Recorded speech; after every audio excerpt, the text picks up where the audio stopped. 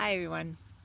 First, I want to say thank you to the people the last 10 days that I've started back to work for all of anyone who's liked, commented, shared, read, looked at my videos that I've been posting since I've gotten back to work. All two of them. And I really appreciate all the support I'm getting and feedback I'm getting now that I'm back in the saddle, so to speak, of work. And this brings me to my topic of last week, or my last video, of goal setting. Regardless of what situation you're in, you have to set some goals. But goal setting is a big topic of mine because, number one, you're not going to reach what you want to reach in life, whatever that may be, big or small, without some goals. And my dad and I played chess, and my dad used to say, a bad plan is better than no plan. And that's what I want to mention today. If you have a plan in mind, step by step, to meet your goal, and you find along the way that you just can't keep up, you overestimated yourself, and okay, now what? Well, the last thing to do is stop and say, I can't do it. I can't should not be in your vocabulary. What you should do, because this is what I've had to do the last 2 weeks, is be truthful with yourself. Hard to do sometimes, and say, you know what? I'm not ready for this much, whatever it is. For me, it was work, but I can do this much. So I changed my goal setting. I changed my goal steps. And you can't just have a goal, and Z, the end zone. It's all the things in the middle, and they may change. They will change, inevitably. I would assume for every goal you have in mind, your plan will change along the way. I can't imagine it not. But it just means that you need to reevaluate things, be honest with yourself, look at what's working, look at what's not working. I'll use myself as a quick example.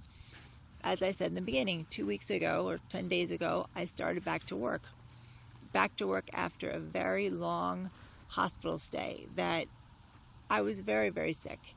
I'm not now, as you can see, but I'm not to the capacity I was before I went into the hospital in December of 2016. I was working, at least 40, 45, 50 hours a week, and I spread that over 7 days because my body does need to stretch and move, and I take care of other things. There's other things in life besides work. But I stretched that over 7 days, and that was enough. It was more than enough to keep me doing what I needed to do to move forward. So I came home and I thought, 40 hours a week. Let me try 35.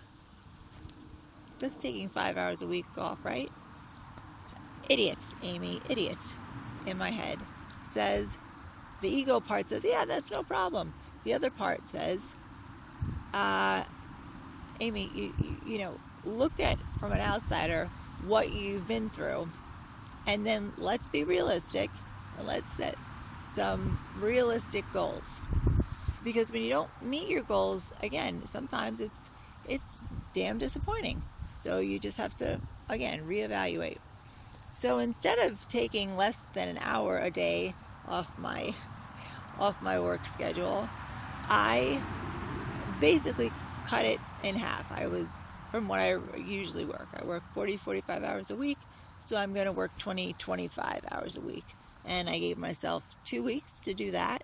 And if I feel good, instead of like this, at the end of the day, and can do nothing else, I can't even talk.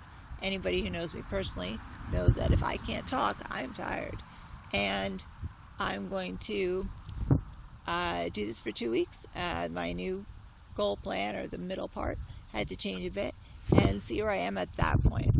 And I would be foolish to push myself too far. Sometimes we bite off more than we can chew with all good intentions, and the important thing is to recognize it, not keep going, because you'll just burn yourself out. And then again, anything that makes reaching your main goal and achieving your little goals along the way, anything that makes that harder, we don't want, because sometimes it's hard enough to work on something that hasn't come into fruition yet, obviously, because you're still working on it. But we have those little devils of doubts, thoughts come in our head sometimes. Can I get back into the full swing of things? Will I have enough energy? Is what I'm doing worthwhile? When you have doubt, all the all the worst thoughts come into our head. And as Frank Sinatra says in "I Did It My Way," he said, when the doubt came, I ate it up and I spit it out. That's one of my favorite lines from a song. Ate it up and spit it out, because that doubt was not for him, nor should it be for you or me. So I just wanted to add to the video I had last done, and continue on with goal setting. You'll hear more about it. But remember, if you're not meeting your goal, take a look why, and if you've bitten off more than you can chew, that's okay. You just take it out, spit it out. Your next bite just be a little bit less. So thanks for listening. And again, thank you to all the people that have really, that gives me so much hope and just perseverance and tenacity to keep going when I need a little extra boost, a little extra cheerleading. And people have really been responsive since I've been back online with my products and my videos and my everything that I do. So you have a fantastic rest of the day. I hope your sky looks like mine, and I'll see you real soon.